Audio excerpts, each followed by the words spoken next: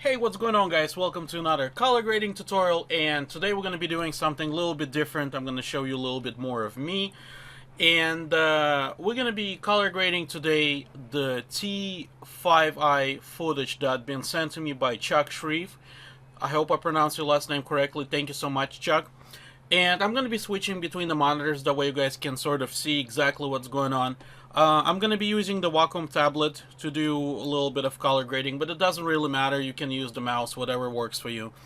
And in this tutorial, we pretty much have this shot right here. It looks like it's a bar scene of what it looks like angry guy annoying another dude. So, there's quite a little bit of artifact since it's a DSLR. However, from the cinematography point of view, it looks really good. I actually very like it. And if I'm gonna zoom in a little bit, we can see a lot of sort of artifacts and classical DSLR compression. So I know a lot of you guys been asking me to do tutorial on DSLR and how to deal and get cinematic look from the actual DSLR. I know most of my tutorials I either do RED, sometimes I do Alexa files.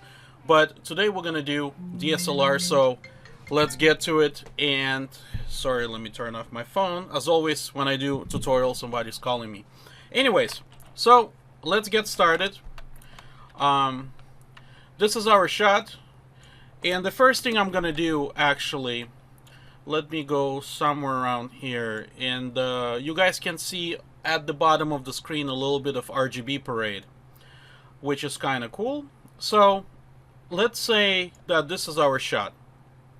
Now, really quick, if you're not familiar how to RGB works or waveform, there's a really cool plugin by Time and Pixels. And let me add a new node. And really quick, I'm gonna go to Open Effects. It's called the False Colors. And now they have a GPU version, which is really great. It's supposed to be working much faster than the previous version. So, based on this false colors, his green, which is pretty much based on this RIE value, that's where his skin's supposed to be, and a little bit of red indicates highlights. So from the very beginning, if I'm going to turn this off, our exposure is really good. So we have no problem with exposure, so let's kind of keep it that way. So I'm going to delete this. And the first node, I'm gonna do dummy node, or I'm just gonna call it empty. Okay, we're gonna reserve it for later. And now I'm gonna do another node, and I'm gonna right click on here, right click, and I'm gonna go 3D LUT, and I'm gonna use film looks, the standard 2383 from Davinci Resolve. Okay. When I apply the LUT, everything kind of looks a little bit crazy and it crashes a lot of blacks and all that. So I'm going to fix that really quick, okay? I'm going to create another node, Control P. We're going to be working in the parallel mixer, okay? So let me clean up a little bit. So first one, I'm going to call this one Exposure, okay? And in Exposure node, I'm just going to fix our exposure. So just like this, and white is not too much. And by the way, I'm looking a little bit at the bottom over here. I have another specially dedicated false color monitor that I'm checking my exposure to make sure I'm giving you guys correct information over here. And again, if you don't have dedicated monitor, you can again use that false colors plugin just like this. And what it looks like, our exposure still looks pretty good. So I'm gonna delete that just for the sake of the performance. Now, another node, I'm gonna call this WB. It's gonna stay for white balance. And in terms of the white balance, it doesn't look too bad, but I feel like it looks a little bit warm for my taste. So what I'm gonna do, I'm gonna go to the primary wheels. And over here I have the luma mix. I'm going to turn this off. However, you can do the same thing with the temperature, but I'm going to be working with the luma mix over here. So let's go back, and I'm just going to, let's go to the vector scope, And I'm just gonna start playing what it looks really good by eye to me. So I think something like that actually looks pretty good. So let's check out really quick before and after. Before and after. Okay, that looks great. That actually looks pretty cinematic. So I'm very happy with the white balance. I'm gonna create another node, and it's gonna be very simple. This node, I'm gonna call this light. Okay, so what I'm gonna do in this node, in the light, I'm gonna relight a little bit, and it's very simple. You know, it's very straightforward. I'm gonna do the gradient little mask right over here. Okay, just like that. Let me go into selection, and in the selection I'm gonna be working pretty much only with midtones and highlights. Okay, just like that. Very easy, very straightforward. And now I'm gonna go in the curves, and I'm gonna just give it a little bit of pop. Okay, just like that, and a little bit of contrast. Okay, just like that. So like that looks great. Okay, let's see. Let me play back the entire clip. So let's see before and after. Before and after. Okay, let's see again how the whole thing looks.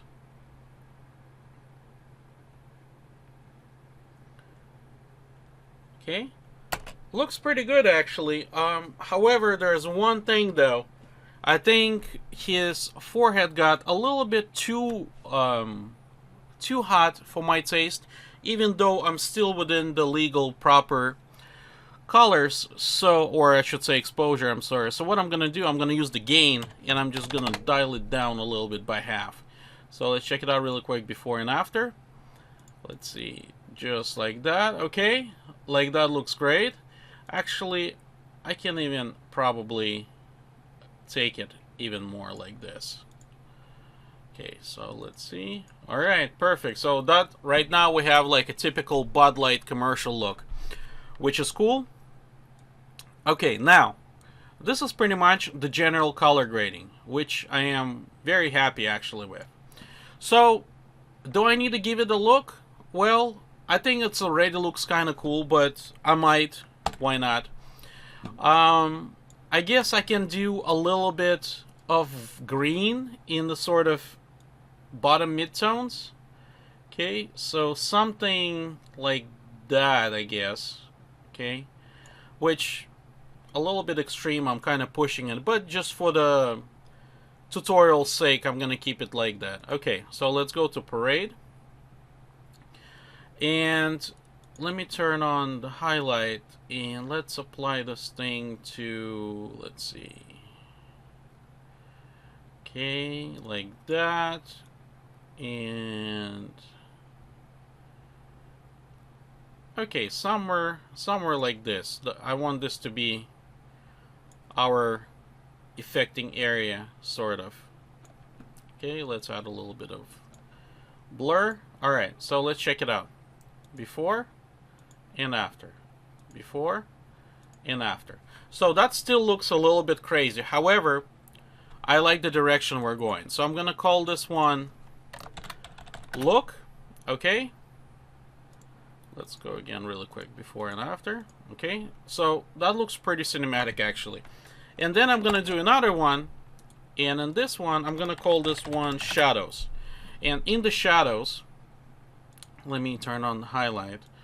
What I'm gonna do, I'm gonna keep going. Okay, so the very shadows, I'm gonna desaturate.